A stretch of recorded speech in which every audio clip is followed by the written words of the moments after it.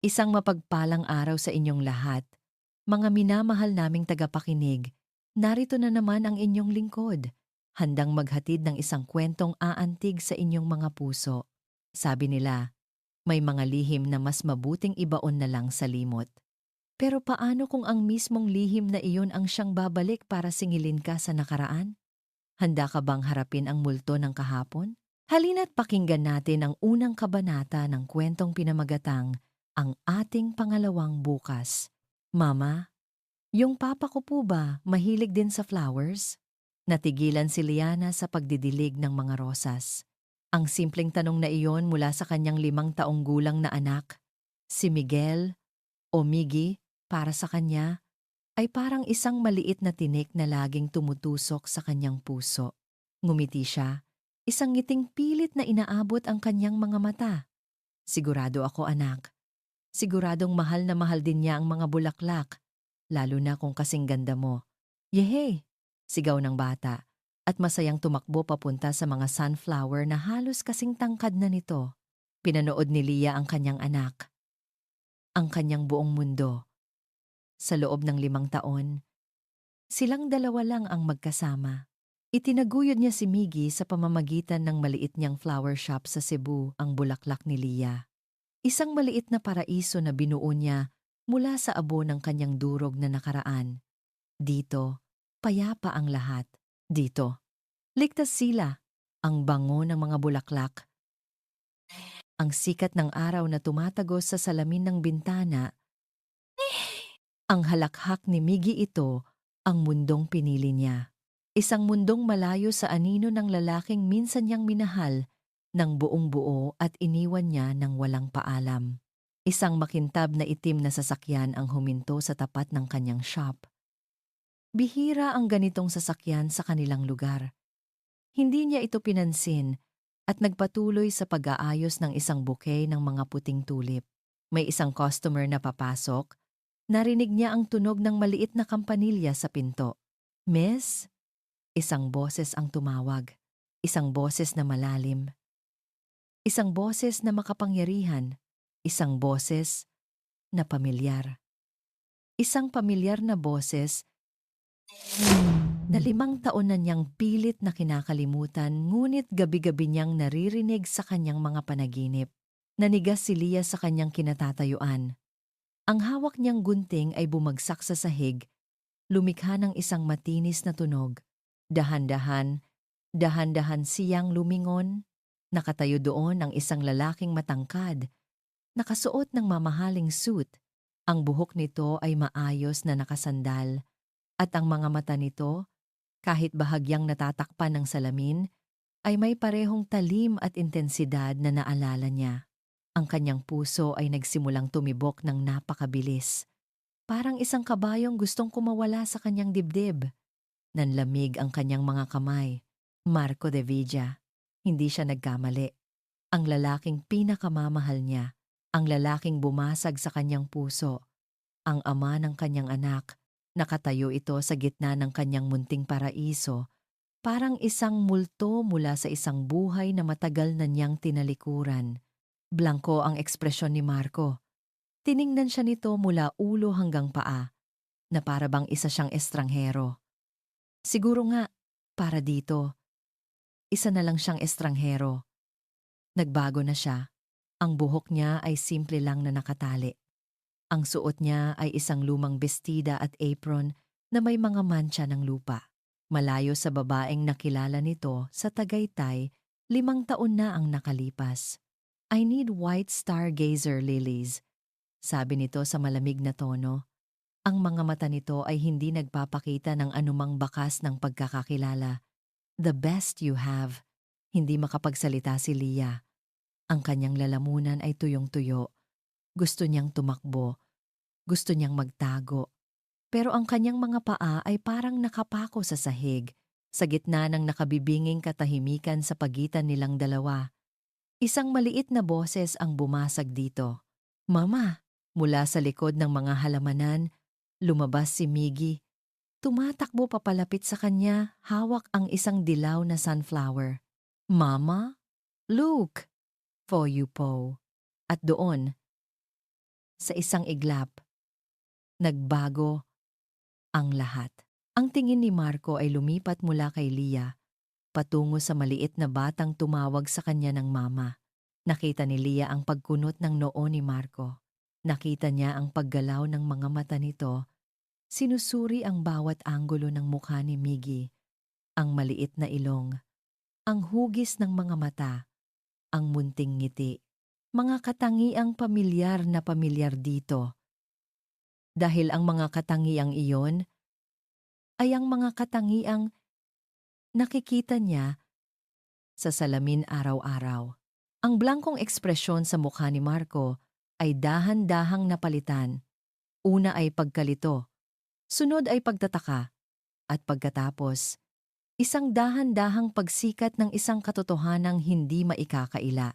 Ang mga mata ni Marco ay muling bumalik kay Leah, ngunit ngayon, puno na ito ng isang bagyo ng mga emosyon, pagsisisi, galit, at isang tanong na hindi nito kailangang sabihin. Huminto ang paghinga ni Leah. Ito na. Ito na ang sandaling 5 taon niyang kinatakutan. Ang multo ng kanyang kahapon ay hindi lang nagbalik. Nakatayo ito ngayon sa kanyang harapan at nakikita nito ang buhay na pruweba ng lihim na pilit niyang itinago. Nanginginig ang mga kamay ni Marco na nakahawak sa manibela. Ang mamahaling leather ay parang walang pakiramdam sa ilalim ng kanyang mariing pagkuyom. Ang isip niya ay isang malaking ipo-ipo. Ang imahe ng bata, ang mukha ni Leah, ang salitang mama. 5 taon. 5 taon niyang kinimkim ang sakit. 5 taon niyang sinubukang ibaon sa limot ang babaeng bigla na lang naglaho na parang bula. Dala ang isang piraso ng kanyang pagkatao. Bigla, ang kalsada ng Cebu ay nawala sa kanyang paningin at napalitan ng isang alaala. Nasa loob siya ng kanilang maliit na paraiso sa Tagaytay. Ang hangin ay malamig, ngunit ang kama sa tabi niya ay mas malamig. Walang Leah. Sa ibabaw ng unan nito, isang kapirasong papel. Ang sulat kamay nito na kilalang kilala niya. Marco, patawarin mo ako. Kailangan kong umalis. Huwag mo na akong hanapin. Yun lang. Walang paliwanag. Walang dahilan. Isang maikling pamamaalam na parang isang sampal sa kanyang mukha. Hinanap niya ito. Binaliktad niya ang buong Tagaytay, ang buong Maynila, ngunit wala. Naglaho ito. Ang tunog ng busina mula sa likuran ang nagpabalik sa kanya sa kasalukuyan. Mabilis niyang inapakan ang silinyador. Ang galit ay kumukulo sa loob niya. Ang sakit ng pag-iwan ay masakit. Ngunit ang sakit ng katotohanang mayroon itong tinago sa kanya sa loob ng 5 taon. Iyon ay parang isang punyal na paulit-ulit na isinasaksak sa kanyang likod. Isang anak. Meron silang isang anak at ipinagkait nito iyon sa kanya. Nang gabing iyon, ang hapunan sa mansyon ng mga De Villa ay tulad ng dati. Tahimik, formal, at puno ng mga bagay na hindi sinasabi. "Kumusta ang meeting mo sa Cebu, anak?" Tanong ni Doña Esmeralda, ang kanyang ina. Ang bawat kilos nito ay pino, ang bawat salita ay may bigat. "It was productive, Mama," sagot ni Marco. Ang boses niya ay walang emosyon. Sa tapat niya, nakaupo si Isabel, ang babaeng perpekto para sa kanya ayon sa kanyang ina. Maganda, matalino, mula sa isang pamilyang kasing yaman nila. Ngumiti ito sa kanya. Isang perpektong ngiti. "I heard the project is massive. I'm proud of you, Marco." "Huwag mong masyadong pagurin ang sarili mo, iho," sabi ulit ng kanyang ina, habang eleganteng hinihiwa ang kanyang steak. "Natuto ka na sa iyong mamahaling leksyon noon. Ang mga desisyon na ginawa dahil sa bugso ng damdamin ay laging may kapalit." Mabuti na lang at nandito si Isabel, isang babaeng mula sa ating mundo, isang babaeng nakakaintindi sa iyo, isang mamahaling leksyon. Iyon ang turing ng kanyang ina kay Leah. Isang pagkakamali. Isang babaeng hindi karapat-dapat. At sa loob ng 5 taon, Iyon na rin ang pinaniwalaan ni Marco para lang mabuhay. Ngunit ngayon, ang leksyon na iyon ay may mukha ng isang batang lalaki na may parehong mga mata niya. Hindi na niya natapos ang kanyang pagkain. "Excuse me," sabi niya at tumayo. "May kailangan pa akong tapusin sa opisina." Iniwan niya ang dalawang babae sa hapagkainan. Ang kanilang mga nagtatakang tingin ay sumusunod sa kanya.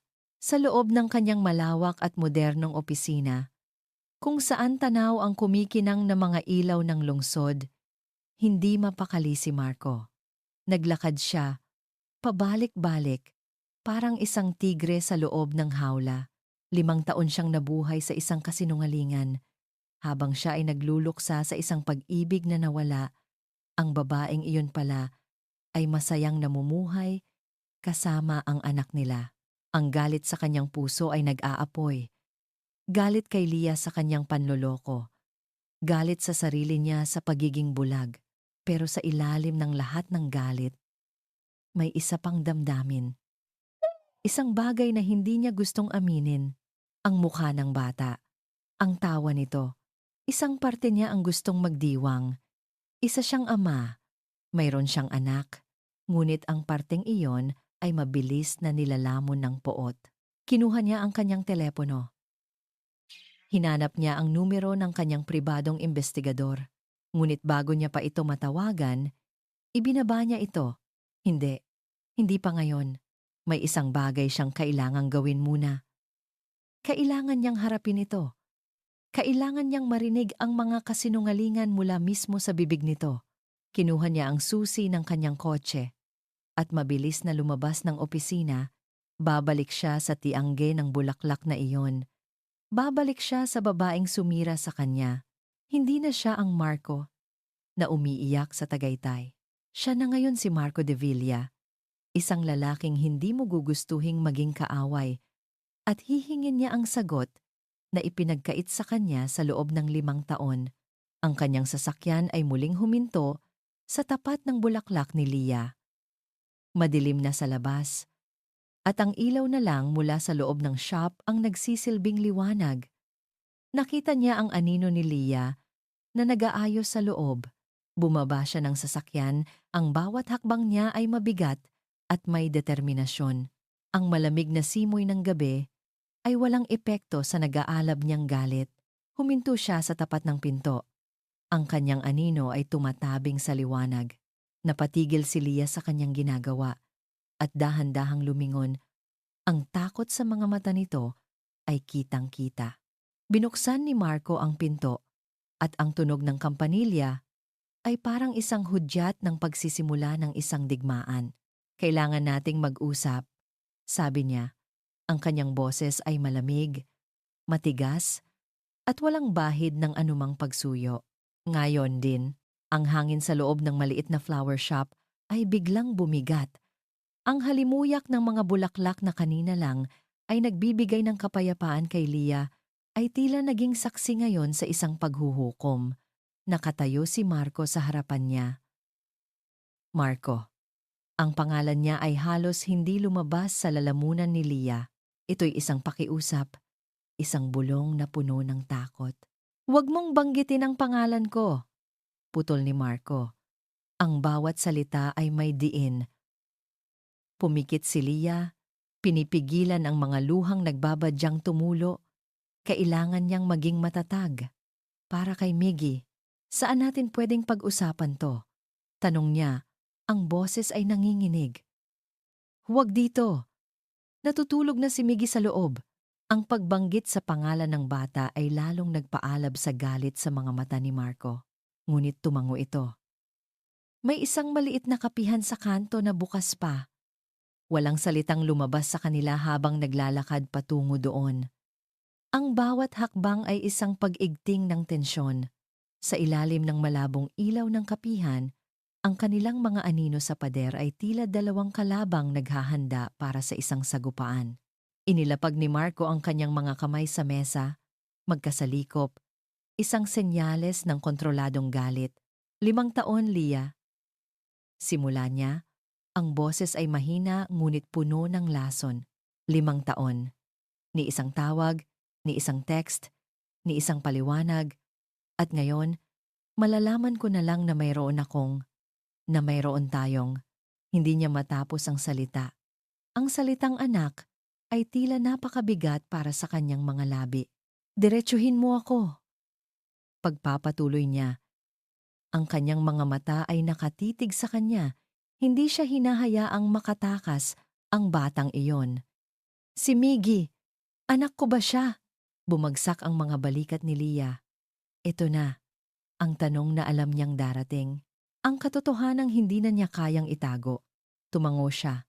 Isang mabagal at masakit na pag-amin. Oo, isang buntong hininga ang kumawala kay Marco. Hindi ito isang buntong hininga ng ginhawa. Ito ay isang tunog ng kumpirmasyon sa isang pagkakanulo. Bakit? Tanong niya. Ang isang salitang iyon ay naglalaman ng lahat ng sakit, lahat ng pagtataka, lahat ng galit ng 5 taon. Bakit mo to ginawa sa akin, Leah? Anong nagawa ko sa'yo para ipagkait mo sa akin ang sarili kong anak?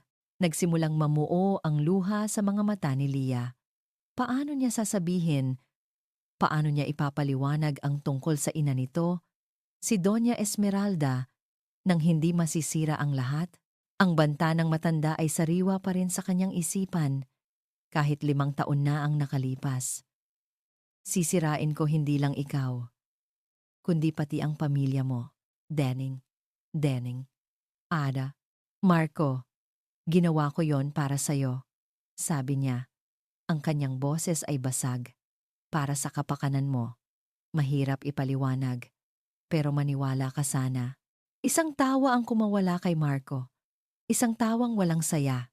Isang tawang puno ng pangungutya. Para sa akin? Lit niya, hindi makapaniwala.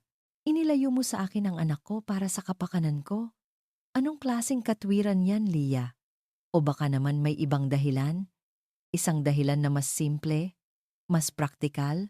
Tumingin siya sa labas ng bintana, sa maliit at simpleng pamumuhay ni Leah, at pagkatapos ay binalik ang tingin sa kanya. Ang kanyang mga mata ay puno ng paghuhusga. Nagkulang ba ako sa'yo? Hindi ba sapat ang ibinigay ko? O nakahanap ka ng mas magandang pagkakataon kaya mo ako iniwan? Sabihin mo sa akin, Leah, magkano? Magkano ang halaga para iwanan ako? At ang kinabukasan natin? Ang bawat salita ay parang isang sampal. Ang akusasyon ay napakasakit, lalo na't may bahid ito ng katotohanan ang perang ibinigay ni Doña Esmeralda. Ngunit hindi sa paraang iniisip ni Marco. Umiling si Leah, ang mga luha ay tuluyan ng bumuhos. Hindi totoo yan, Marco. Hindi mo naiintindihan. Ang hindi ko naiintindihan ay kung paano mo nagawang matulog sa gabi sa loob ng 5 taon, alam mong may isang ama na hindi alam na may anak pala siya. Tumaas ang boses ni Marco, sapat lang para marinig nilang dalawa. Huminga siya ng malalim, sinusubukang pakalmahin ang sarili. Tapos na ang pagtatago mo, Leah. Sabi niya sa isang boses na nagbabadya ng panganib. Anak ko si Miggy, at hindi mo na siya mailalayo sa akin. Maging parte ako ng buhay niya, sa ayaw at sa gusto mo, at wala kang magagawa para pigilan ako. Tumayo siya, inilabas ang kanyang wallet at nag-iwan ng pera sa mesa. Hindi na niya muling tiningnan si Leah. Habang naglalakad siya papalayo, nanginginig si Leah sa kanyang upuan. Ang pait ng kape sa kanyang tasa ay walang-wala kumpara sa pait na nararamdaman niya sa kanyang puso. Nang makalayo na si Marco, tumunog ang telepono nito. Nakita niya ang pangalan ng kanyang ina sa screen. Sinagot niya ito, Anak, nasaan ka? Gabi na. Tanong ni Doña Esmeralda. I'm fine, ma. May inasikaso lang ako. Sagot ni Marco, ang kanyang boses ay pagod at malamig. Ang babae ba yon? Ang Liana ba na yan? Tanong ng ina. May bahid ng pag-aalala at pagkainis sa tono. Natahimik si Marco sandali. Pagkatapos ay sinabi niya ang mga salitang magpapabago sa lahat. Ma. Isang sandali ng katahimikan sa kabilang linya. Pagkatapos, ang boses ni Doña Esmeralda ay bumalik. Ngunit ngayon, ito'y malamig na parang yelo. matalas na parang kutsilyo. Anak, huwag kang mag-alala. May isang nakakatakot na kalmado sa kanyang tono. Ako ang bahala sa babaeng iyan. Kinabukasan, sinubukan ni Leah na ibalik sa normal ang lahat. Ngunit paano mo ibabalik sa normal ang isang mundong nabasag na ang anino ni Marco ay nakabantay sa bawat sulok ng kanyang isipan. Pinilit niyang ngumiti habang hinahatid si Miggy sa maliit nitong eskwelahan. Pinilit niyang maging masaya habang inaayos ang mga bulaklak sa kanyang shop. Ngunit ang kapayapaan na dati niyang nararamdaman ay napalitan na ng isang patuloy na kaba. Bandang tanghali, habang abala siya sa paggawa ng isang wedding bouquet, isang pamilyar na itim na sasakyan ang muling huminto sa tapat. Bumaba si Marco, ngunit hindi siya nag-iisa. May kasama siyang isang babaeng matangkad, elegante, at nakasuot ng damit na halatang libo-libo ang halaga, si Isabel. Pero hindi sila ang tiningnan ni Leah. Ang tiningnan niya ay ang nasa pagitan nilang dalawa, si Miggy. Hawak-hawak ni Marco ang kamay ng kanyang anak. Si Miggy ay may malawak na ngiti. Ang mga mata nito ay kumikinang habang nakatingin sa isang malaking kahon na hawak-hawak ni Isabel, isang bagong-bagong video game console.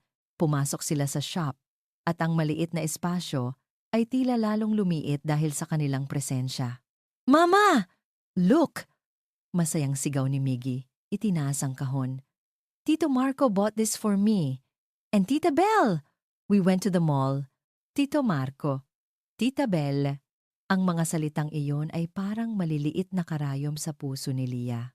Tumingin siya kay Marco. Ang kanyang mga mata ay nagtatanong. Sinusundo niya si Miggy sa eskwela nang hindi man lang nagpapaalam sa kanya. Tila nabasa ni Marco ang kanyang iniisip. He's my son, Leah. I have the right to see him, to spend time with him. Pero hindi sa ganitong paraan, Marco. Mahinang sagot ni Leah. Hindi mo siya pwedeng bilhin. Ngumiti si Isabel, isang matamis ngunit kalkuladong ngiti. We're not buying him, Leah. We just want to give him a taste of the life he deserves. Is there anything wrong with that? Ang paraan ng pagsabi nito ng kanyang pangalan, ang paraan ng pagtingin nito sa paligid ng simpleng flower shop, lahat iyon ay isang insulto. Bago pa man makasagot si Leah, may isa pang anino ang tumabing sa pintuan. Isang aninong mas nakakatakot, si Doña Esmeralda de Villa. Nakatayo ito roon, nakasuot ng puting bestida. Ang kanyang buhok ay perpektong nakaayos. Ang kanyang mga alahas ay kumikinang. Dala niya ang isang aura ng kapangyarihan na kayang magpayuko ng sinuman. Nandito pala ang apo ko. Sabi nito, ang boses ay malambing ngunit ang mga mata ay malamig. Lumapit ito at hinaplos ang buhok ni Miggy, ngunit ang tingin nito ay nakatuon kay Leah. Magandang araw po, bati ni Leah. Yumuko ng bahagya bilang paggalang. Hindi siya sinagot ni Doña Esmeralda. Sa halip, inilibot nito ang kanyang paningin sa loob ng shop. So, ito pala ang mundo mo ngayon. Simple, maliit, may diin sa salitang maliit, na para bang isa itong karamdaman. Pinapalaki mo ang apo ko dito? Tanong nito. Ang tono ay hindi makapaniwala. Sa isang lugar na amoy lupa at mga nabubulok na dahon? Ma? Saway ni Marco. Tila hindi komportable. Ngunit hindi nagpatinag si Doña Esmeralda. Lumapit ito kay Leah. Sapat na para marinig lang nilang dalawa ang kanyang sasabihin. Akala ko ba malinaw ang usapan natin 5 taon na ang nakalipas? Bulong nito. Ang bawat salita ay isang banta. Sinabi ko sa iyo na layuan mo ang anak ko. Bakit ka nagpakita ulit? Hindi pa ba sapat ang perang ibinigay ko sa iyo? Nanlamig ang buong katawan ni Leah. Ang takot na pilit niyang tinatago ay bumalik ng buong buo. Hindi ko po. Sinasadya. Huwag mo akong bigyan ng mga palusot. Putol ng matanda. Umayos ito ng tayo. At muling ngumiti na para bang walang nangyari. Well, kailangan na naming umalis. May family dinner pa kami. Hinalikan nito si Miggy sa pisngi. at nagsimulang maglakad palabas, kasunod si Isabel. Naiwan si Marco. Tiningnan niya si Lia. Ang kanyang mukha ay isang halo ng galit at pagkalito. Celia, even my mother wants what's best for my son. At umalis na rin siya. Iniwan si Lia na nanginginig sa gitna ng kanyang mga bulaklak. Nang gabing iyon, habang mahimbing na natutulog si Miggy, yakap-yakap ang bago nitong laruan, hindi mapakali si Lia. Ang pagbisita ng mga De Villa ay isang deklarasyon ng giyera. Biglang tumunog ang kanyang telepono. Isang unknown number. Nag-aalangan man, ay sinagot niya ito. Hello? Miss Liana Reyes? Tanong ng isang formal na boses ng lalaki sa kabilang linya. I'm calling from Bright Horizons International School. Mr. Marco De Villa was here earlier. He's inquiring about enrolling his son, Miguel Reyes, for the next school year. Nabitawan ni Lia ang kanyang telepono. Nagpapasya si Marco para sa kinabukasan ng anak nila nang wala man lang siyang kaalam-alam. Ito na ang simula. Ang simula ng isang digmaan kung saan ang mundo niyang binuo ng mag-isa ay unti-unting ginuguho. Ang galit ni Marco ay parang isang apoy na nagliliyab. Ngunit sa gitna ng apoy na iyon, may isang bagong damdamin na nagsisimulang sumibol, isang bagay na hindi niya inaasahan. Isang bagay na may kinalaman sa isang maliit na kamay na mahigpit na nakahawak sa kanya. Tito Marco, look. A big boat! Sigaw ni Miggy. Ang boses nito ay puno ng pagkamangha habang nakaturo sa isang barko sa malayo. Nasa isang parke sila malapit sa dagat. Ito ang unang pagkakataon na silang dalawa lang talaga ang magkasama, malayo sa mga mapanuring mata ni Lia o sa marangyang presensya ng kanyang ina. Dito, siya lang si Tito Marco. At ang batang ito na may mga mata niya. It's a cargo ship, Miggy. Paliwanag ni Marco. Umupo siya sa buhangin para maging kapantay ng bata. Nagdadala yan ng mga gamit papunta sa ibang lugar. Wow! Like my toys from the mall? Napangiti si Marco. Isang totoong ngiti. Ang unang totoong ngiti niya sa loob ng 5 taon. Oo, parang ganon. Kinuha ni Miggy ang isang stick at nagsimulang gumuhit sa buhangin. Tito Marco, can you draw a house? Siyempre, sagot ni Marco. Bilang isang arkitekto, iyon ang pinakamadaling bagay sa mundo para sa kanya. Ngunit habang ginuguhit niya ang isang simpleng bahay kubo sa buhangin, iba ang pakiramdam. Hindi ito trabaho. Ito ay masaya. My mama draws like that too, sabi ni Miggy. But she always adds lots of flowers around the house. Sabi niya, a house is not a home without flowers. Natigilan si Marco. Bigla siyang bumalik sa isang alaala. Nasa Tagaytay sila, nakaupo sa damuhan, pinapanood ang paglubog ng araw sa Taal Volcano. Hawak ni Lia ang kanyang kamay. Pag nagkabahay tayo, Marco, sabi nito sa kanya. Ang boses ay puno ng pangarap. Gusto ko puno ng bulaklak. Kahit maliit lang na bahay, basta masaya. Tandaan mo ha, a house is not a home without flowers. Parang may kung anong mainit na bagay ang bumara sa kanyang lalamunan. Ang parehong mga salita, ang parehong pangarap. Ipinagpatuloy niya ang pagguhit, ngunit ngayon may kasama ng lungkot ang bawat guhit niya. Ito ang mga sandaling ninakaw sa kanya. Ang unang pagguhit, ang unang pagtakbo, ang unang tawa.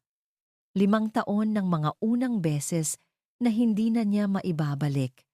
At sa bawat segundo nakasama niya si Miggy, ang galit niya kay Lia ay lalong lumalalim. Paano niya nagawa ito sa kanila? Nang hapon na iyon, inihatid niya si Miggy pabalik sa flower shop. Nadatnan nila si Lia na nagwawalis sa labas. Ang mukha nito ay puno ng pag-aalala. Saan kayo galing? Tanong agad ni Lia. Ang boses ay may halong inis at relief. We just went to the park, sagot ni Marco. Maingat na ibinaba si Miggy na inaantok na. Mama, we played, sabi ni Miggy, bago humikab at isinandal ang ulo sa balikat ni Marco. Sa isang sandali, nawala ang lahat ng tao sa paligid. Nawala ang galit, nawala ang sakit. Ang natira lang ay silang tatlo, isang ama, isang ina, at ang kanilang anak na natutulog sa pagitan nila. Nagkatinginan sila ni Leah, at sa mga mata nito, hindi galit ang nakita niya, kundi ang parehong lungkot na nararamdaman niya, isang panghihinayang sa mga sandaling nawala. Ang sandaling iyon ay biglang nabasag nang tumunog ang telepono ni Marco. Si Isabel, agad na bumalik ang pader sa pagitan nila. Ang katotohanan ay sumampal sa kanya. Kinuha ni Leah si Miggy mula sa kanyang mga braso. Ang init ng katawan ng bata ay nawala at napalitan ito ng lamig ng pag-iisa. I have to go, sabi ni Marco. Ang boses ay muling naging formal. Tumangulang si Leah at pumasok sa loob ng shop. Habang naglalakad pabalik si Marco sa kanyang sasakyan, sinagot niya ang tawag. Hello, Belle. Marco, darling. How was your day with the kid? Tanong ni Isabel. It was fine, sagot niya. His name is Miggy. Right, Miggy. May bahid ng pagkainis sa boses nito. Anyway, are we still on for the charity ball tonight? Yes, of course. Habang kausap niya si Isabel, ang perpektong babae, ang isip niya ay nasa lalaking kapareho niya ng dugo. Ang galit niya kay Leah ay nandyan pa rin. Nag-aalab. Ngunit ngayon, may kasama na itong bagong determinasyon. Hindi na niya hahayaang may manakaw pa sa kanya. Gagawin niya ang lahat para maging ama kay Miggy. Isang tunay na ama. Gabi na. Nasa bahay na si Marco. Naghahanda para sa ball nang biglang tumunog ulit ang kanyang telepono. Si Leah. Kinabahan siya. Sinagot niya agad. Hello? Leah? Is everything okay? Marco. Ang boses ni Leah sa kabilang linya ay nanginginig at puno ng takot. Si Miggy. Si Miggy. Nilalagnat. Mataas na mataas ang lagnat niya. Hindi ko alam ang gagawin ko. Nawala ang lahat sa isip ni Marco. Ang galit. Si Isabel. Ang charity ball. Nasaan kayo? Tanong niya habang mabilis na kinukuha ang susi ng kanyang kotse. Papunta na ako. Sa isang iglap, hindi na sila dalawang taong magkaaway. Sila ay dalawang magulang na nag-aalala para sa kanilang anak. At sa kauna-unahang pagkakataon, kailangan nilang harapin ang isang krisis ng magkasama. Ang maliit na sala ni Leah ay naging isang makeshift na silid ng ospital. Si Miggy ay nakahiga sa sofa, balot ng kumot. Ang kanyang noo ay may basang bimpo. Sa pagitan nila ni Marco, isang tensyonadong katahimikan ang namamagitan habang binabantayan nila ang paghinga ng bata. Bumaba na ng kaunti ang lagnat niya, bulong ni Marco, pagkatapos muling kunin ang temperatura ni Miggy. The medicine is working. Tumangulang si Leah. Ang kanyang mga mata ay hindi umaalis sa mukha ng kanyang anak. Ang takot na naramdaman niya kanina ay napalitan ng isang pagod na pag-aalala. Sa loob ng 5 taon, sanay siyang mag-isa sa mga ganitong sitwasyon. Ngunit ngayong gabi, may kasama siya. At kahit gaano niya ito kinaiinisan, hindi niya maikakaila ang kaunting ginhawa na dala ng presensya ni Marco. Salamat sa pagdating, mahinang sabi niya. Hindi tumitingin dito. He's my son too, Leah. Sagot ni Marco. May lambot sa kanyang boses na matagal nang hindi naririnig ni Leah. Sa isang sandali, tila bumalik sila sa nakaraan. Dalawang taong nagmamahalan, nag-aalaga sa pinakamahalagang bagay sa kanilang buhay. Ngunit ang sandaling iyon ay biglang dinurog ng isang malakas at sunod-sunod na katok sa pinto. Nagkatinginan sila ni Marco. Sino ang darating sa ganitong oras ng gabi sa gitna ng malakas na ulan? Tumayo si Marco at binuksan ang pinto. At doon, nakatayo ang dalawang babae na pinakahuling gusto ni Leah na makita. Si Doña Esmeralda, nakapayong na hawak ng kanyang driver. Ang kanyang mukha ay puno ng artipisyal na pag-aalala. At sa tabi niya, si Isabel, bitbit ang isang malaking basket na puno ng mga prutas at gamot na mamahalin.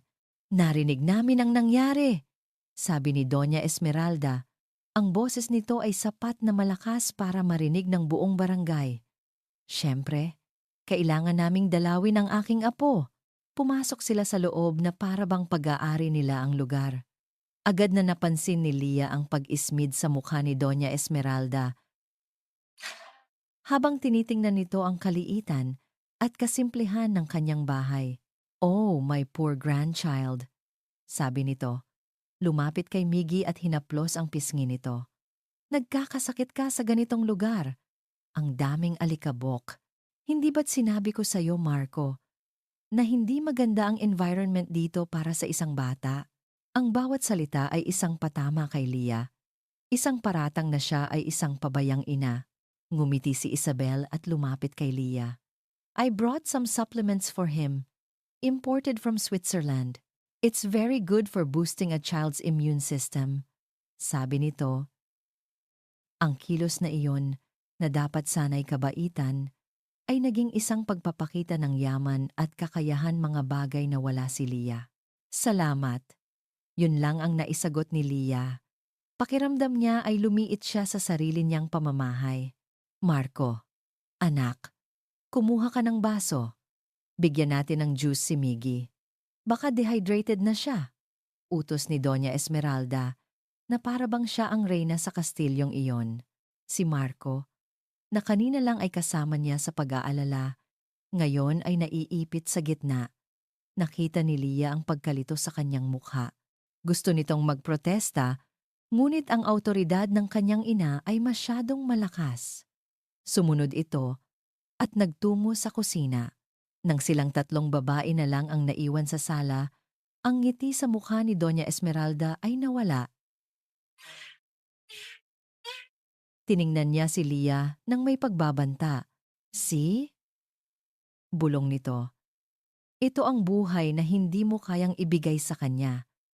Gamot, atensyon, isang malinis na tahanan. Habang nandito siya sa'yo, palagi siyang manganganib. Inaalagaan ko po siya ng mabuti." Depensa ni Lia, ang boses ay nanginginig sa pigil na galit. "Talaga ba?" Tawa ni Isabel ng mahina. "Kung ako ang ina niya, hindi ko hahayaang umabot sa ganito. I would have the best pediatricians on call, 24/7, para silang dalawang buitre na dahan-dahang tinutuka ang kanyang pagkatao, ang kanyang kakayahan bilang isang ina." At ang pinakamasakit sa lahat, si Marco ay nasa kabilang silid lang, walang kamalay-malay at hindi siya kayang ipagtanggol. Matapos ang halos isang oras ng mga pahiwatig at masasakit na komento na nakabalot sa kunwaring pag-aalala, nagpaalam na rin ang mag-ina at si Isabel. "Magpagaling ka, apo," sabi ni Doña Esmeralda. Hinalikan si Miggy sa noo. Babalik si Lola bukas na may dalang maraming laruan. Nang makaalis na sila, ang katahimikan na naiwan ay mas mabigat pa kaysa kanina. "I'm sorry about that," sabi ni Marco, halatang hindi komportable. "My mother, she's just worried." Hindi sumagot si Lia. Ano pa ang sasabihin niya? Nang inaayos niya ang mga iniwan ng mga bisita, may napansin siyang isang bagay na naiwan sa mesa. Sa ilalim ng fruit basket, isang business card. Makintab ito at mamahalin. Nakaukit sa ginto ang pangalan, Atoy, Ricardo de Leon, Family Law Specialist. Sa ilalim nito, isang sulat kamay na mensahe, "Just in case you need it." Hindi ito isang alok ng tulong. Ito ay isang malinaw na banta. Isang paalala kung sino ang may kapangyarihan, kung sino ang mananalo sa huli. Nanginginig na hinawakan ni Lia ang card. Ang kanyang puso ay bumagsak sa sahig. Ang kamandag ni Esmeralda ay nagsimula ng kumalat. Kinabukasan, umalis si Marco sa bahay ni Lia na may mabigat na puso. Ang imahe ni Miggy na may lagnat, ang takot sa mga mata ni Lia, at ang mapanupil na presensya ng kanyang ina ay naglalaban-laban sa kanyang isipan. Sa isang sulok ng kanyang puso, may awa para kay Lia. Nakita niya kung paano nito inalagaan si Miggy ng mag-isa. Nakita niya ang pagmamahal, ngunit sa kabilang sulok, Ang boses ng kanyang ina ay umuulit-ulit. Nagkakasakit siya sa ganitong lugar. Ito ang buhay na hindi mo kayang ibigay sa kanya. Huwag kang magpadala sa emosyon, Marco. Sabi ni Doña Esmeralda sa kanya sa telepono kaninang umaga.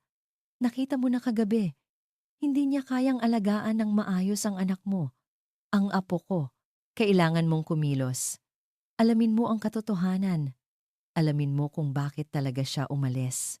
Ang pagdududa na itinanim ng kanyang ina, 5 taon na ang nakalipas, ay muling sumibol. Bakit nga ba siya umalis? Kung mahal talaga siya nito, bakit ito tumakas? Gusto kong paniwalaan ka, Lia. Bulong niya sa sarili habang nagmamaneho. Bigyan mo ako ng dahilan para paniwalaan ka. Ngunit ang pagmamalaki at ang sakit ay mas malakas. Hindi niya matanggap na nagmukha siyang tanga. Kailangan niya ng sagot. Isang konkretong sagot. Kaya ginawa niya ang isang bagay na pinagsisisihan na niya bago pa man niya simulan. Tinawagan niya ang kanyang pribadong investigador. Find everything you can about Liana Reyes. Utos niya. Simula 5 taon na ang nakalipas. Lalo na sa linggong umalis siya. I want to know everything. Umaasa siya. Isang maliit na bahagi niya ang umaasang may matutuklasan ang investigador na magpapatunay na nagkamali siya, na may mas malalim na dahilan ang pag-alis ni Lia. Isang dahilan na magbibigay linaw sa lahat makalipas ang 2 araw. Habang nasa gitna siya ng isang mahalagang meeting para sa Cebu Project, tumawag ang investigador. Sir, I have the information you need. Mabilis niyang tinapos ang meeting at pinapunta ang investigador sa kanyang hotel suite. Anong nakuha mo? Tanong ni Marco. Hindi mapakali. Inilabas ng investigador ang isang folder. Mahirap, sir. Halos walang bakas. Pero may isang bagay na hindi tugma. Binuklat nito ang folder. Araw ng Biyernes, ang araw na umalis si Miss Reyes sa Tagaytay. Sa araw na iyon, may isang malaking halaga na pumasok sa bank account ng kanyang ina, si Aling Flora Reyes. Natigilan si Marco. Anong halaga? Inilapag ng investigador ang isang dokumento sa mesa. Isang kopya ng bank statement. 5 million pesos, sir. 5 milyong piso. Ang hangin ay tila nawala sa silid. Tinitigan ni Marco ang mga numero. Hindi makapaniwala. Saan? Saan galing ang pera? Tanong niya. Ang boses ay nanginginig. That's the interesting part, sir. Sabi ng investigador. Inilabas ang isa pang dokumento. The transfer was made from a corporate account. An account belonging to De Villa Holdings. De Villa Holdings. Ang kumpanya ng pamilya niya. Sa isang iglap, lahat ng piraso ng palaisipan ay nagkabit-kabit sa isipan ni Marco. Bumubuo ng isang nakapangingilabot na larawan. Ang pag-alis ni Lia. Ang pera. Ang paggigiit ng kanyang ina na si Lia ay isang gold digger. Hindi si Lia ang lumapit sa kanila. Ang pamilya niya. Ang ina niya. Ang nagbayad kay Lia para iwanan siya. At tinanggap ni Lia ang pera. Ang kaunting pag-asa na natitira sa puso ni Marco ay biglang nadurog at naging abo. Ang sakit ng pagkakanulo ay mas matindi pa kaysa noong una. Hindi lang siya iniwan. Ipinagpalit siya. Ipinagbili siya para sa 5 milyong piso. At ang anak nila ay naging bahagi ng transaksyon. Isang nakakabinging galit ang umakyat mula sa kanyang sikmura patungo sa kanyang ulo. Pula ang kanyang paningin. Wala na siyang ibang maisip kundi ang mukha ni Lia, ang kanyang mga mata na tila inosente. Ang kanyang mga salitang ginawa ko yon para sa'yo. Lahat ay kasinungalingan. Kinuha niya ang folder. Ang mga kamay ay nanginginig sa galit.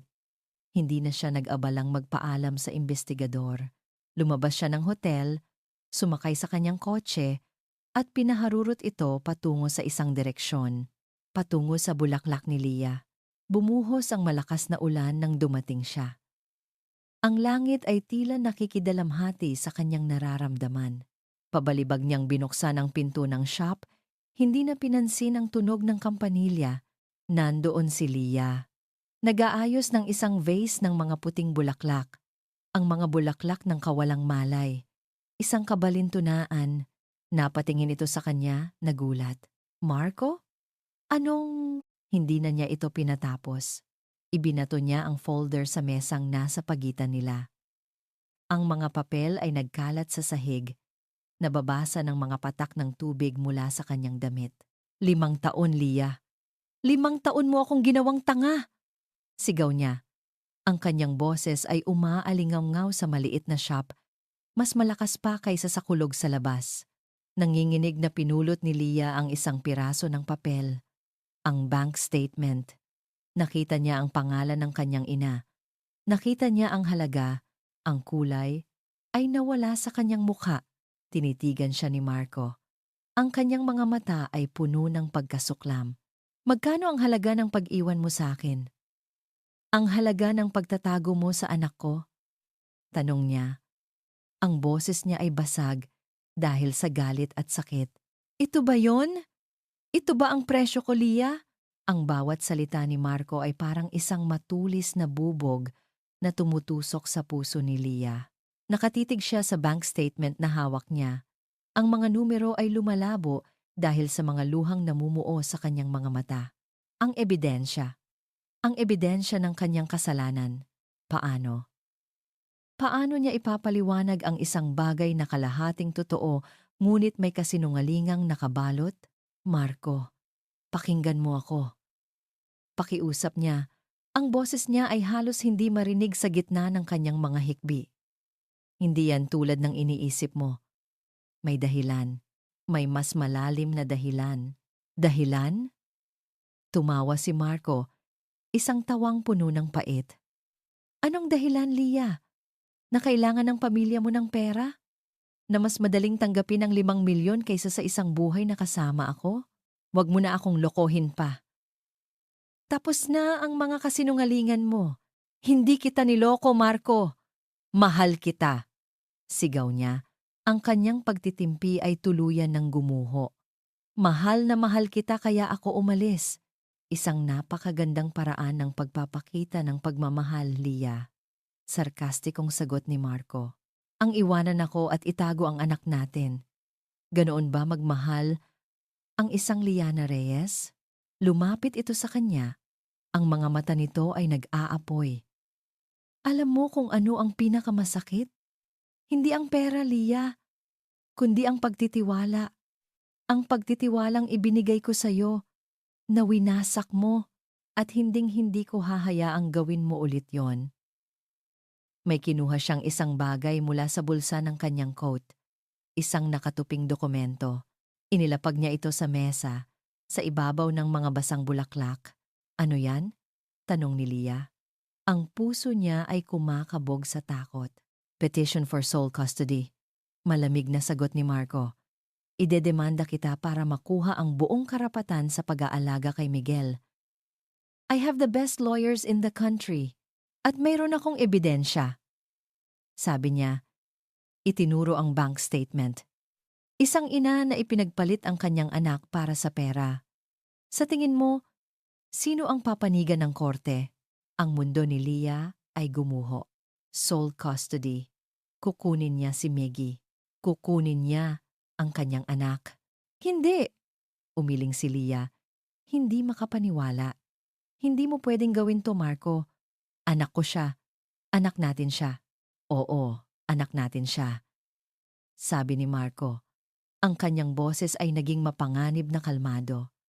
At dahil doon, sisiguraduhin kong lalaki siya sa isang tahanan na hindi nakabatay sa kasinungalingan, sa isang tahanan kung saan hindi siya magiging isang kasangkapan para sa pera. Tumalikod na si Marco. Marco, pakiusap, habol ni Leah. Hinawakan siya sa braso. Huwag mong gawin to sa atin. Huwag mong gawin to kay Miggy. Masasaktan siya. Marahas na inalis ni Marco ang kanyang kamay. Ang paghawak ni Leah ay tila isang apoy na pumaso sa kanya. Mas masasaktan siya kung lalaki siyang kasama ka. Sabi nito. Hindi man lang siya nilingon. At tuluyan na itong umalis. Iniwan si Lia na nakaluhod sa basang sahig, napapaligiran ng mga sirang bulaklak at durog na puso. Makalipas ang ilang araw, ang banta ni Marco ay naging isang bangungot na totoo. Isang lalaking nakauniporme ang pumasok sa kanyang shop. Hindi ito customer. Isa itong court server. Inabutan siya nito ng isang makapal na brown envelope. Nanginginig ang mga kamay ni Lia habang binubuksan ito. Sa loob, ang mga legal na dokumento, formal, malamig, at nakasulat sa itim at puti ang kanyang pinakamatinding kinatatakutan. Marco de Villa versus Liana Reyes. Petition for sole custody of Miguel Reyes. Hinanap niya ang tulong ng isang public attorney, isang matandang abogada na may mabait na mga mata. Mahirap ang laban na to, Hija, sabi ng abogada matapos basahin ang mga dokumento. Mabigat ang ebidensya laban sa'yo.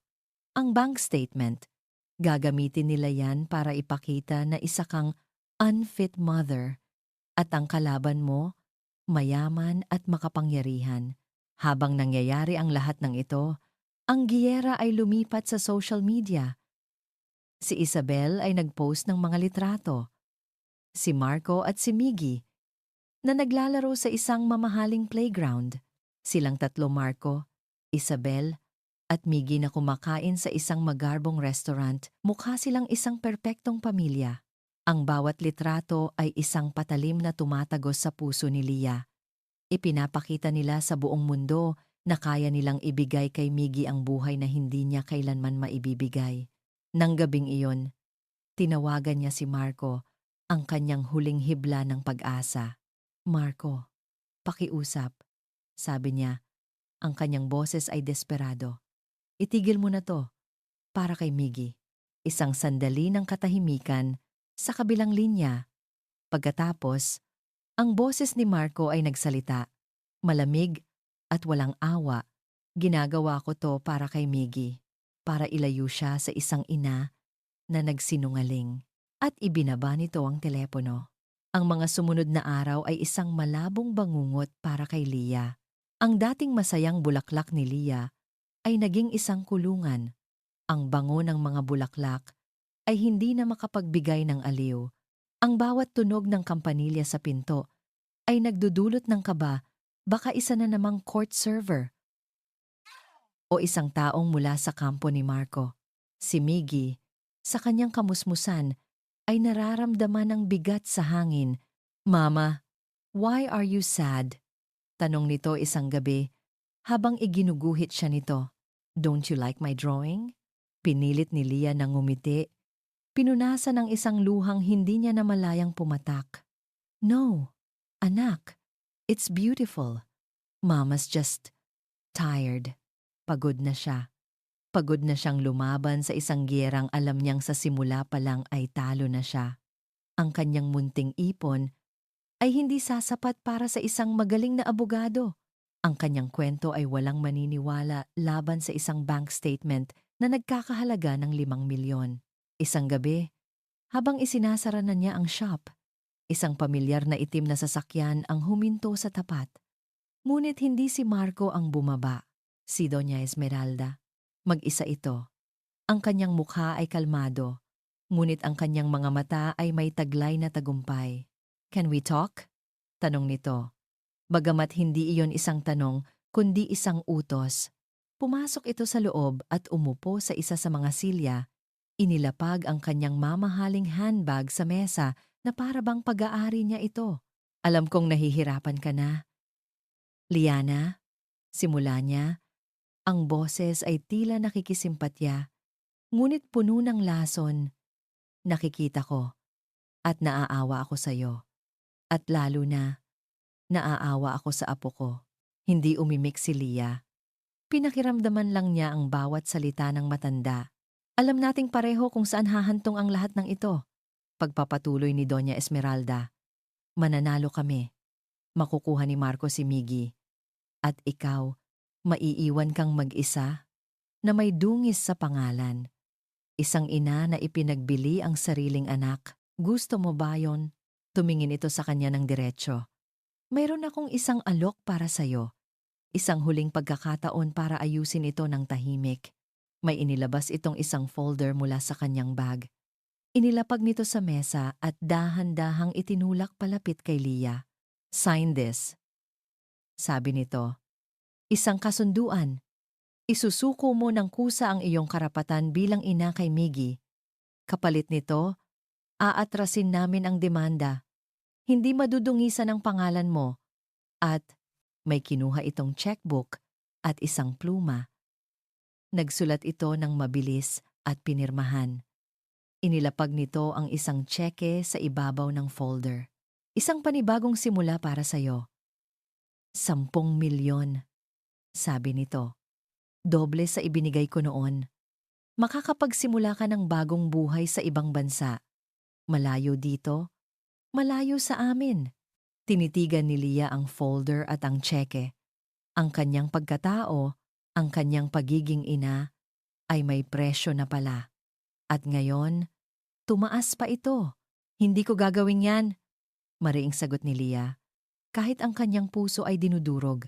Tumawa si Doña Esmeralda, isang malamig na tawa. "Huwag kang maging tanga, Liana. This is not a negotiation. This is a choice between a quiet departure and a very public, very humiliating destruction." Tumayo ito at lumapit sa kanya. "Isipin mo si Miggy. Kung lalaban ka, idadamay mo siya sa isang magulong korte. Maririnig niya ang lahat ng kasinungalingan at akusasyon. Gusto mo bang lumaki siyang iniisip na ang ina niya ay isang masamang tao? O gusto mong maalala ka niya bilang isang ina na nagsakripisyo para sa kanyang magandang kinabukasan?" Ang mga salita ni Doña Esmeralda ay parang isang makamandag na ahas, pumupulupot sa isipan ni Leah. Sinisira ang bawat hibla ng kanyang pag-asa. "Pumirma ka at mabibigyan mo pa rin ng magandang buhay ang anak mo.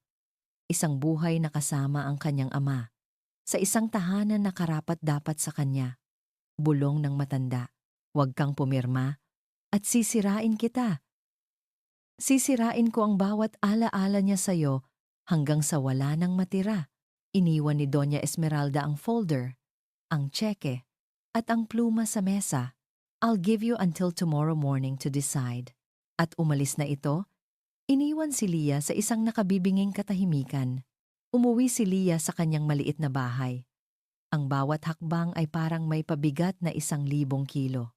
Dahan-dahan niyang binuksan ang pinto ng kwarto ni Miggy. Nandoon ang kanyang anak. Mahimbing na natutulog. Yakap ang isang maliit na teddy bear.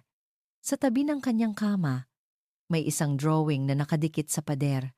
Isang drawing nilang dalawa, magkahawak kamay. Sa ilalim nito, nakasulat sa paunti-unting letra, "Best Mama in the World." Umupo si Leah sa sahig, sa tabi ng kama ng kanyang anak. Pinagmasdan niya ang payapang mukha nito, ang kanyang anghel, ang kanyang lakas. Ngunit ngayon, pakiramdam niya, siya ang kahinaan nito. Ang presensya niya ang magdudulot ng sakit dito. Inilabas niya mula sa kanyang bag ang kasunduan. Ang mga salita ay malabo na sa kanyang mga mata dahil sa luha. "I, Liana Reyes, do hereby voluntarily relinquish all my maternal rights." Ang huling pagkakataon, talo na siya. Alam niya iyon. Siguro tama si Doña Esmeralda. Siguro ang pinakamalaking pagpapakita ng pagmamahal na maibibigay niya ngayon ay ang pagbitaw. Nanginginig ang kanyang kamay. Dahan-dahan niyang kinuha ang pluma.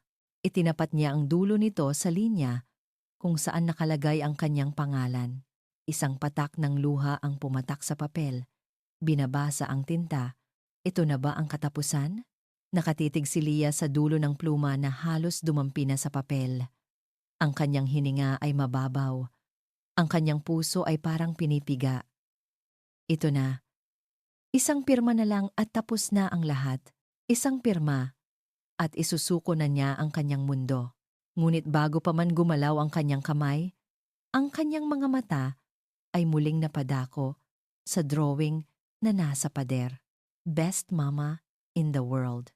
Ang mga salitang iyon na isinulat ng kamay ng kanyang anak ay parang isang liwanag na tumagos sa kadiliman ng kanyang pag-iisip. Ano ang gagawin ng best mama in the world? Tanong niya sa sarili. Susuko ba siya? Tatakbo? Iiwan ang kanyang anak dahil sa takot? Hindi. Ang best mama in the world ay lalaban. Isang bagong apoy ang biglang nagliyab sa kanyang dibdib. Isang apoy na pinatay ng takot sa loob ng 5 taon. Ang takot kay Doña Esmeralda. Ang takot na masira ang buhay ni Marco. Ang takot na hindi siya paniwalaan. Ngunit ngayon, may mas malaki siyang kinatatakutan. Ang mawala ang kanyang anak at ang mabuhay sa isang buhay ng pagsisisi. Dahan-dahan, ibinaba niya ang pluma. Kinuha niya ang kasunduan. Tinitigan niya ito. Hindi na may takot kundi may galit. Ito ang simbolo ng lahat ng kanyang pagdurusa. Ito ang kadenang gustong itali sa kanya ni Doña Esmeralda. Sa isang mabilis at marahas na kilos, pinunit niya ito sa gitna. Pagkatapos ay pinunit niya ulit at ulit. Hanggang sa ang mga salita ng pagsuko ay naging maliliit na piraso ng basura na lang sa kanyang mga kamay. Tumayo si Lia. May bagong liwanag sa kanyang mga mata. Isang liwanag ng determinasyon. Tapos na ang pagtakbo. Tapos na ang pag-iyak. Kung gusto nila ng giyera, ibibigay niya ito sa kanila. Ngunit sa pagkakataong ito, lalaban siya gamit ang tanging sandata na mayroon siya. Ang katotohanan. Kinabukasan, ang unang ginawa ni Lia ay tawagan ang kanyang abogada, attorney. Lalaban po ako. Sabi niya, ang kanyang boses ay matatag at walang bahid ng pag-aalinlangan. Sasabihin ko po ang lahat, ang buong kwento. Sigurado ka ba, Hija? Tanong ng abogada. Ang salita mo laban sa salita ng isang Devilla? Opo, dahil ito po ang totoo. Pagkatapos ng tawag, umupo si Lia.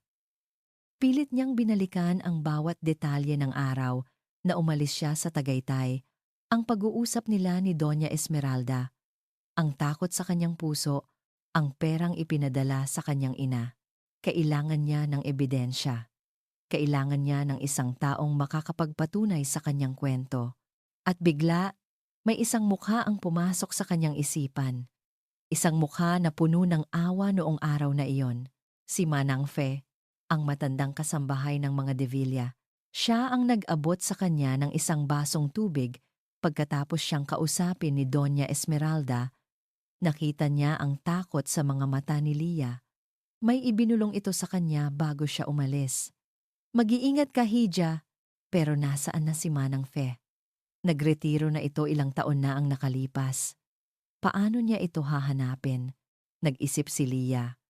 Naalala niya ang mga kwento ni Manang Fe tungkol sa kanyang probinsya sa Batangas. Naalala niya ang pangalan ng bayan na lagi nitong binabanggit.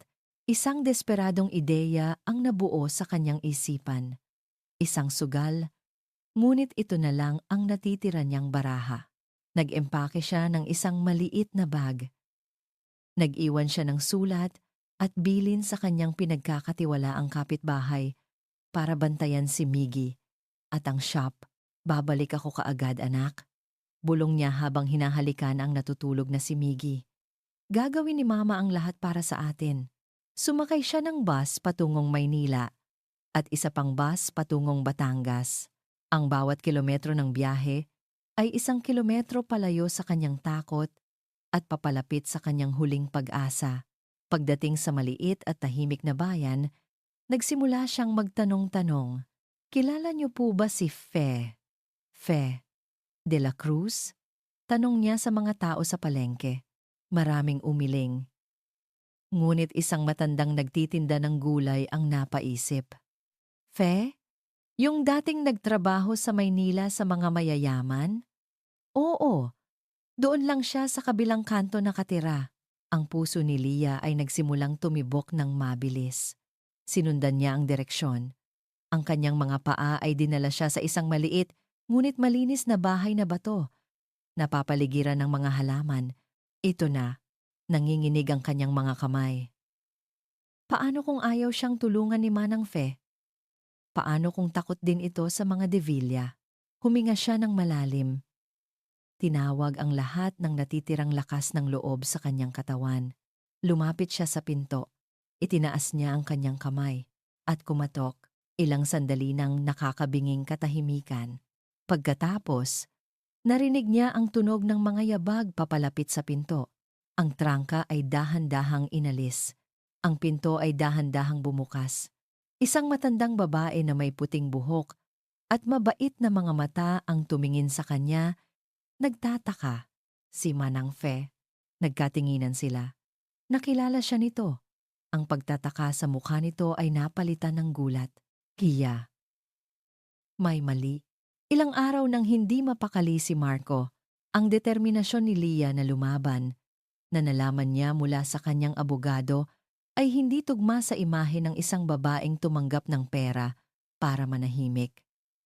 Ang takot sa mga mata nito noong gabi ng pag-amin ay totoo, pero may iba pa. May mas malalim pa. Ang mga salita ni Manang Fe na nakausap niya sa telepono noong isang araw para kumustahin ay bumabagabag sa kanya. Sir Marco, ang pag-ibig minsan nagiging bulag, pero mas malala kung nagbubulag-bulagan. Ang pagdududa sa kanyang ina, isang damdaming hindi niya kailanman inamin sa sarili, ay unti-unting lumalaki. Dahil dito, ginawa niya ang isang bagay na hindi alam ng kanyang ina. Lihim siyang lumipad patungong Batangas. At ngayon, nakaupo siya sa sala ni Manang Fe. Kaharap ang matandang kasambahay. At si Lia. Ang mukha ni Lia ay pagod, ngunit ang kanyang mga mata ay matatag. Ang presensya niya dito ay isang malaking sorpresa. Tila nagkaroon sila ng parehong ideya. Manang Fe. Simula ni Marco. Ang boses niya ay seryoso. Kailangan kong malaman ang totoo. Ang buong katotohanan. Tungkol sa araw na umalis si Lia. Tumingin si Manang Fe kay Lia, pagkatapos ay kay Marco. Huminga ito ng malalim. Ang kanyang mga kamay ay nanginginig sa kanyang kandungan. Sir, may mga bagay na masakit alalahanin. Mas masakit ang mabuhay sa kasinungalingan, Manang. Giit ni Marco. Liana, Lia, Regis. Ito na ang sandali. Ang sandali ng katotohanan, Marco. Sabi ni Lia. Ang kanyang boses ay kalmado sa kabila ng bumabagyong damdamin sa loob niya. 5 taon na ang nakalipas. Pinapunta ako ng mami mo sa inyo. Akala ko, gusto niya akong makilala. Pero mali ako. Huminga siya ng malalim at nagsimulang ikwento ang lahat. Ang masasakit na salita ni Doña Esmeralda. Ang pagtawag sa kanya na gold digger. Ang banta na sisirain ng pamilya niya. At ang ultimatum, tanggapin ang pera at lumayo o manatili at harapin ang impyerno. Pinapili niya ako, Marco. Sabi ni Lia, ang mga luha ay nagsisimulang mamuo. Ang kapakanan mo at ng pamilya ko o ang pag-ibig natin. Pinili ko kayo. Pinili kong masaktan. Basta maging ligtas ka. Pero tinanggap mo ang pera, sabi ni Marco. Ang kanyang boses ay may bahid pa rin ng pagdududa. Wala akong pagpipilian, sagot ni Lia. Ipinadala niya ito sa account ng nanay ko nang hindi ko alam ang eksaktong araw. It was a trap. Ginawa niya yon para kung sakaling bumalik ako, may ebidensya siya laban sa akin. Ang ebidensyang hawak mo ngayon. Tumingin si Marco kay Manang Fe. Manang, totoo ba to? Pov. Marco de Villa. Nakatitig sa kanya si Manang Fe. Ang mga mata nito ay puno ng luha at pagsisisi. Patawarin niyo ako, Sir Marco, sabi ng matanda. Ang boses ay basag. Narinig ko ang lahat. Nasa kusina ako noon. Narinig ko ang bawat salita ni Senyora Esmeralda. Kinumpirma ni Manang Fe ang bawat detalye ng kwento ni Lia. Ang mga banta, ang pagmamanipula. Pagkaalis ni Ma'am Lia, nakita ko si Senyora na nakangiti habang kausap ang kanyang bangkero sa telepono. Dagdag pa ni Manang Fe, Umiiyak na. Sabi niya, "Make the transfer. The problem is gone." "Patawad, sir. Natakot ako." Ang bawat salita ni Manang Fe ay parang isang martilyo na dumudurog sa pader na binuo ni Marco sa paligid ng kanyang puso. Ang katotohanan. Ito ang masakit, nakakawasak na katotohanan. Hindi siya iniwan ni Lia. Itinaboy siya. Hindi siya niloko ni Lia. Isinakripisyo niya ang lahat para sa kanya. At siya, sa kanyang pagiging bulag at sa kanyang pagmamalaki, ang nagparusa sa kanya. Hindi na niya kailangan ng korte. Ang paghuhukom ay nangyayari ngayon din. Sa loob ng kanyang kaluluwa. "Kailangan nating umuwi," sabi ni Marco. Ang kanyang boses ay halos hindi na makilala. "Kailangan nating harapin si Mama." Kinagabihan, sa mansyon ng mga De Villa, ang hangin ay mas mabigat pa kaysa dati. Pinatawag ni Marco ang kanyang ina sa library. Nandoon si Lia, nakatayo sa tabi niya. Hindi na bilang isang akusado, kundi bilang isang saksi. Pumasok si Doña Esmeralda, ang kanyang mukha ay nagtataka. "Marco, anong meron? At bakit nandito na naman ang babaeng yan?" "Mama, tapos na," sabi ni Marco. Ang kanyang boses ay kalmado ngunit puno ng isang nakakatakot na finality. "Alam ko na ang lahat." Ikinwento ni Marco ang lahat ng nalaman niya. Sa simula, tumanggi si Doña Esmeralda. Kasama niya ang matandang yan. Nagsasabwatan sila. Sinungaling. Lahat sila sinungaling. "Wag, Ma! Tama na!"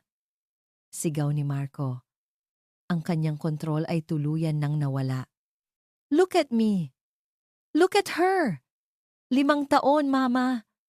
5 taon kaming nagdusa dahil sa'yo. Siya ang sisihin mo. Kung hindi siya dumating sa buhay mo, hindi siya ang problema, Ma. Ang pride mo. Ang pagtingin mo sa mga tao na parang mas mababa sa'yo." Sa gitna ng sigawan, isang pinto ang bumukas. Lumabas si Manang Fe mula sa kabilang silid. Itinago siya doon ni Marco. Nang makita ni Doña Esmeralda ang kanyang dating kasambahay, ang babaeng nakakaalam ng kanyang pinakatatagong lihim, ang lahat ng kulay ay nawala sa kanyang mukha. Natalo na siya. Tumingin si Marco sa kanyang ina. Ang kanyang mga mata ay puno ng sakit at pagkabigo. "Mama, sabihin niyo sa akin na hindi totoo to." Nagsimulang umiyak si Doña Esmeralda. Hindi na dahil sa galit, kundi dahil sa pagkatalo. Tumingin siya sa kanyang nag-iisang anak. "Ginawa ko lang ang lahat para sa'yo," sabi niya sa pagitan ng mga hikbi. "Para protektahan ka," umiling si Marco. "Hindi, Ma. Ginawa mo to para sa sarili mo." Ang kanyang tingin ay lumipat kay Lia. Sa babaeng minahal niya, sinaktan at hinusgahan. Ang mukha niya ay napuno ng isang emosyon na mas malakas pa sa galit. Isang matinding, nakakawasak na pagsisisi. Walang salitang namutawi sa kanyang mga labi. Ngunit ang kanyang mga mata ay nagsasabi ng lahat. "Patawarin mo ako." Ang mansyon ng mga De Villa ay hindi kailanman naging ganito kalamig at kalaki para kay Marco. Bawat silid ay puno ng mga alaala ng kasinungalingan. Ang katotohanan na nalaman niya sa Batangas ay isang lason na dahan-dahang kumalat sa buong sistema niya. Sinisira ang lahat ng kanyang pinaniniwalaan. Ang unang ginawa niya pag-uwi ay tapusin ang mga bagay na dapat tapusin. Nakipaghiwalay siya kay Isabel. Ito'y isang tahimik at magalang na pag-uusap, ngunit pinal. "You deserve someone who can love you fully, Belle. And I'm not that man. I never was." Ang pangalawa ay mas mahirap. Hinarap niya ang kanyang ina. Walang sigawan. Walang sumbatan. Isang malamig at masakit na pagdistansya lang. "I need space, Ma. I need to fix what you broke." Simula noon, hindi na sila nag-usap. Ngunit ang pinakamabigat na pasanin sa lahat ay si Lia. Ang mukha nito sa library. Ang mga mata nitong puno ng sakit na siya mismo ang nagdulot. Paano ka hihingi ng tawad sa isang taong winasak mo hindi lang isang beses, kundi 2 beses? Hindi sa pamamagitan ng salita. Alam niya iyon, ang mga salita ay mura at madaling bitawan. Kailangan niyang ipakita. Kinabukasan, nagmaneho siya papunta sa Cebu. Hindi sa kanyang opisina, kundi sa bulaklak ni Lia. Huminto siya sa tapat. Nakita niya si Lia sa loob, nag-aayos ng mga bulaklak. Ang kanyang mga galaw ay mabagal at pagod. Hindi siya pumasok. Sa halip, kumuha siya ng walis tingting mula sa likod ng kanyang kotse, isang bagay na hindi niya pa nagagawa sa buong buhay niya, at nagsimulang magwalis sa labas ng shop. Tahimik, walang imik. Nang lumabas si Lia para magdilig, natigilan ito nang makita siya. Nakita niya ang gulat, ang pagtataka, at ang pag-iingat sa mga mata nito. Hindi nagsalita si Marco. Nagpatuloy lang siya sa pagwawalis. Inayos niya ang mga paso. Diniligan ang mga halaman sa labas. Ginawa niya ang mga bagay na dapat ginagawa ng isang hardinero, hindi ng isang CEO. Sa loob ng isang linggo, iyon ang naging ritual niya. Darating sa umaga, gagawin ang mga simpleng trabaho sa labas at aalis sa gabi. Hindi siya nagsasalita maliban kung kinakailangan. Hindi siya pumapasok maliban kung may ipapabuhat si Lia. Ito ang kanyang penitensya. Isang tahimik na pag-amin ng kanyang kasalanan. Isang gabi, umupo siya sa kanyang hotel room at kumuha ng papel at pluma.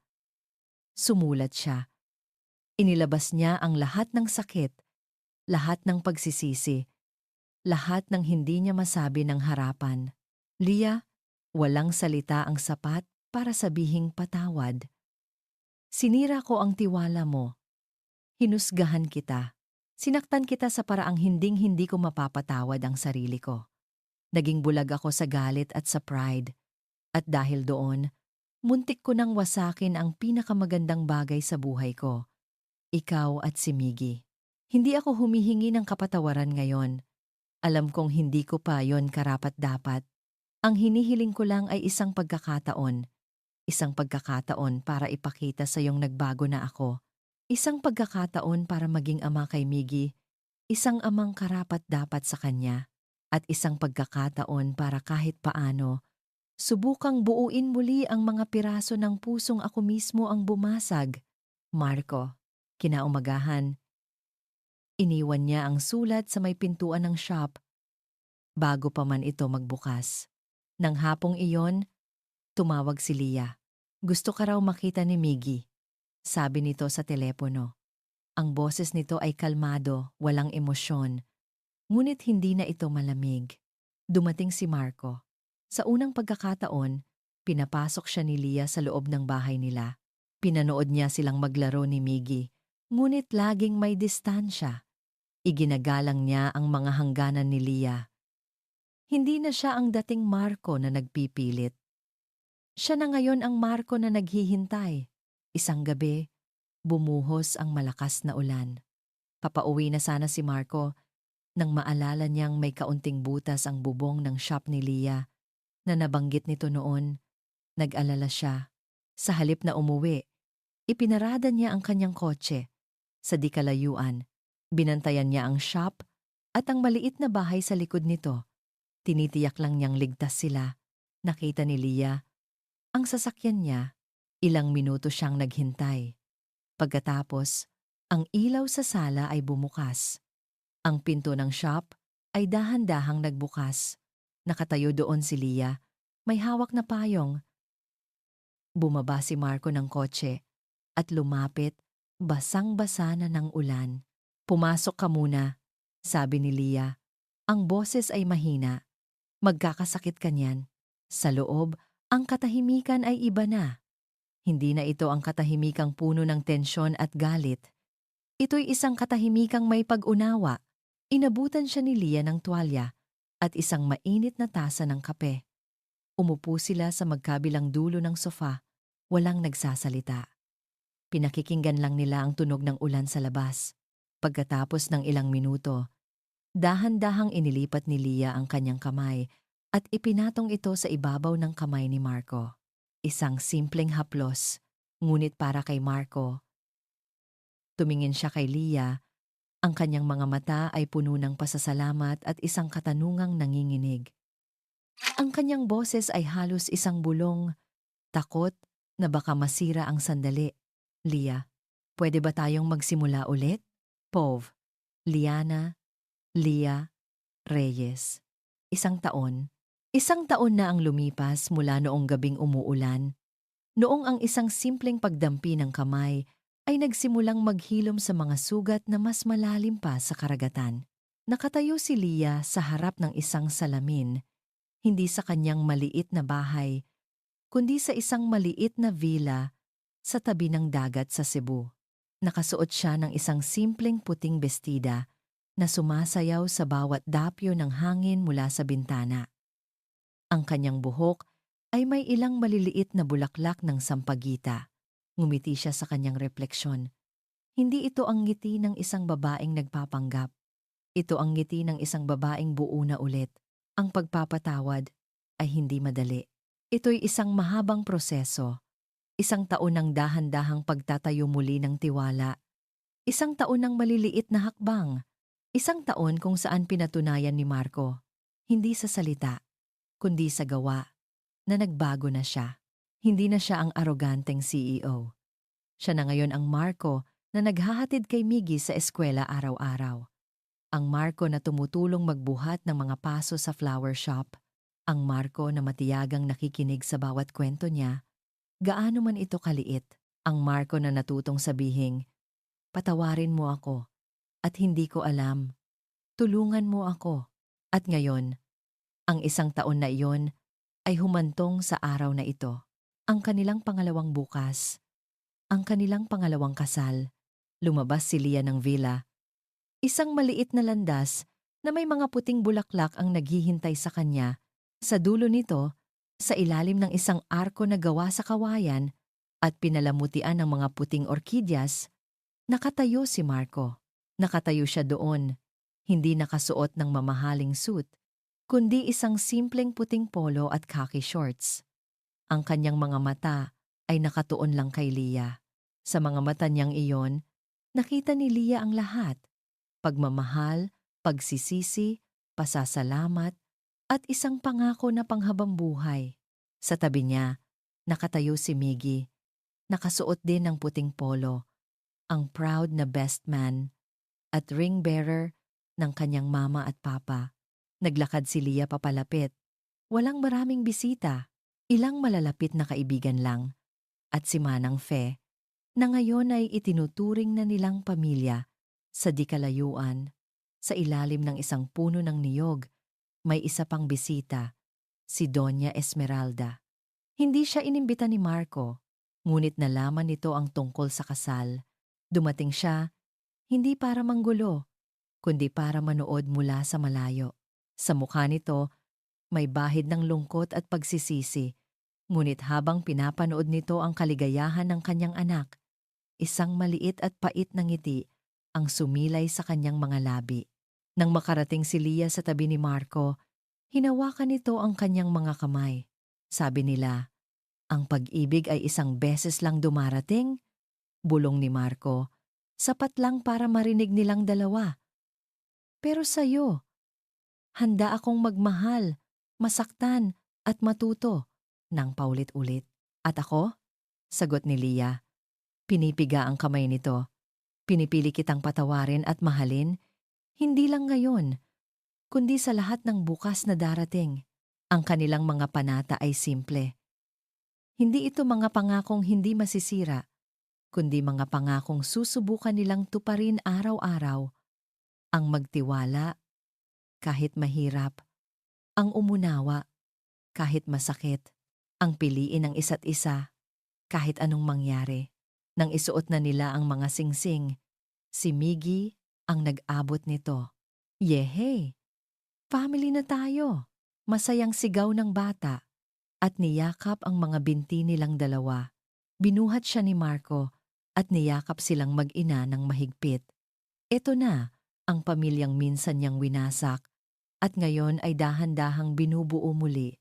Matapos ang seremonya, habang papalubog na ang araw, nakita ni Leah na papalapit ang isang staff ng hotel kay Marco. May dalang isang maliit na kahon. "Ano yan?" tanong niya. "Regalo," sabi ni Marco. "Galing kay Mama." Binuksan nila ito. Sa loob, isang dokumento, isang trust fund na nakapangalan kay Miguel Reyes. Walang sulat, walang paliwanag. Isang tahimik na paraan lang ng pagsasabing patawad. Sa huling sinag ng araw, naglalakad silang tatlo sa dalampasigan, magkahawak kamay. "Mama, Papa, let's build a sandcastle," sabi ni Miggy. Umupo sila sa buhangin at sa gitna ng mga tawa at harutan, nagsimula silang magtayo. Hindi isang mansyon, hindi isang palasyo, kundi isang maliit, simpleng kastilyong buhangin. Habang pinapanood ni Leah si Marco at Miggy na naglalagay ng mga bandera na gawa sa stick, alam niya sa kanyang puso na ito ang tunay na kayamanan, hindi ang pera, hindi ang mga mansyon, kundi ang paghilom, ang pangalawang pagkakataon. Ang pamilya na binuo hindi mula sa perpektong simula, kundi mula sa mga durog na piraso na pinagdikit-dikit ng pagpapatawad at pinatibay ng isang pag-ibig na natutong sumuko sa pride para yakapin ang tunay na kahulugan ng tahanan. At dyan po, nagtatapos ang kwento ni Leah, Marco at Miggy. Isang paglalakbay na nagpapatunay na ang tunay na pag-ibig ay hindi nasusukat sa kawalan ng pagkakamali, kundi sa kakayahang magpatawad at bumangon mula sa pinakamasakit na pagkadapa. Ang tunay na pamilya ay hindi laging perpekto, ngunit ito'y laging sulit na ipaglaban. Maraming salamat po sa inyong walang sawang pagsubaybay sa aming channel. Sana po ay may napulot kayong aral at inspirasyon sa kwentong ito. Kung mayroon po kayong mga saloobin o komento tungkol sa kwento ni Leah at Marco, huwag po kayong mahiyang i-share sa comment section sa ibaba. At kung mayroon kayong gustong marinig na partikular na uri ng kwento sa susunod, i-comment nyo na rin po yan. Kung nagustuhan ninyo ang kwentong ito, huwag po kayong mag-atubiling i-like, i-share ito sa inyong mga kaibigan at pamilya. At syempre, pindutin na rin po ang subscribe button para lagi kayong updated sa mga susunod pa nating kwento. I-click nyo na rin po ang notification bell para kayo ang laging unang makarinig sa aming mga bagong upload. Muli, ito po ang inyong lingkod, nag-iiwan ng isang paalala. Sa bawat pusong nasugatan, laging may pag-asang maghilom. Hanggang sa muli, paalam.